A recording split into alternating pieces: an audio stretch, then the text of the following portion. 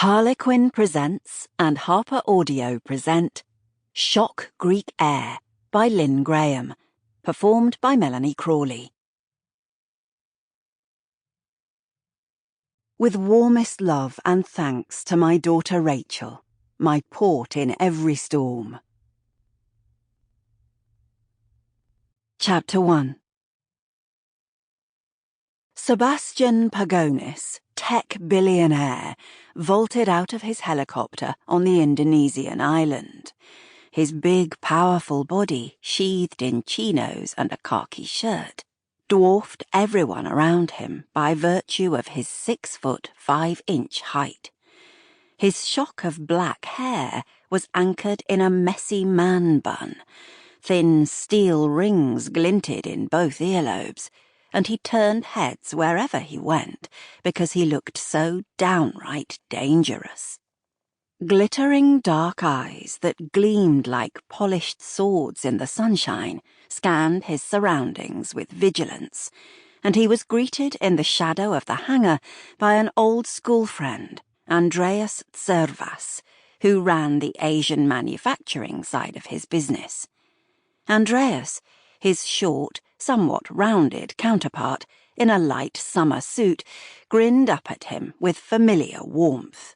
"I intended to meet you off your jet in Bali, but our newborn ignored etiquette and arrived early and suddenly.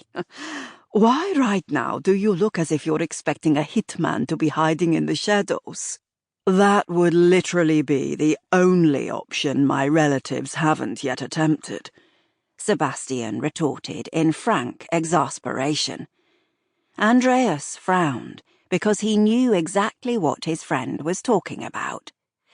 Sebastian's paternal grandmother, Lucia Pagonis, had died some weeks earlier, and her last will and testament had given her family, including Sebastian, a resounding shock. Without any warning, she had made Sebastian, the outcast in the Pagonis tribe, and a man already rich beyond avarice, the heir to her vast international property empire. Ever since then, Sebastian had been fighting off lawsuits and enraged and embittered accusations.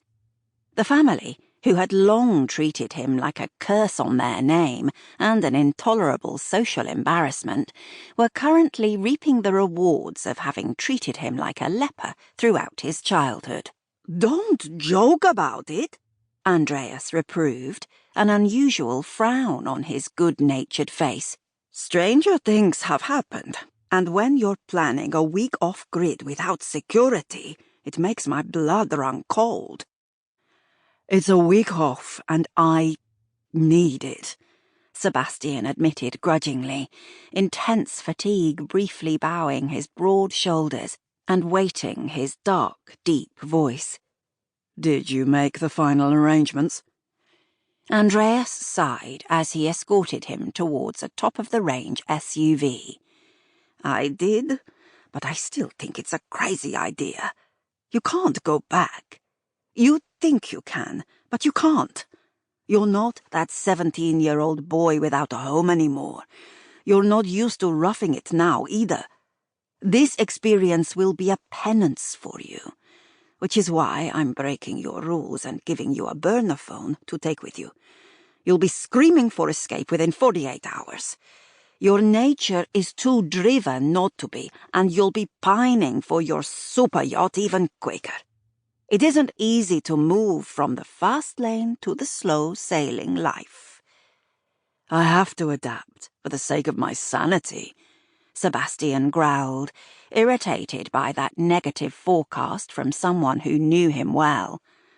"But I'll take the phone if it makes you worry less, as long as yours is the only number in it." "It is," Andreas confirmed, taking the wheel to drive them out of the private airfield and down a rural road edged by paddy fields contained by low walls. The car entered a small village to thread slowly through narrow, crowded streets with dust flying up to cloud the windscreen. From there, they drew into a small, shabby harbour. "Give my love to Zoe and the children." "What Sample complete. Ready to continue?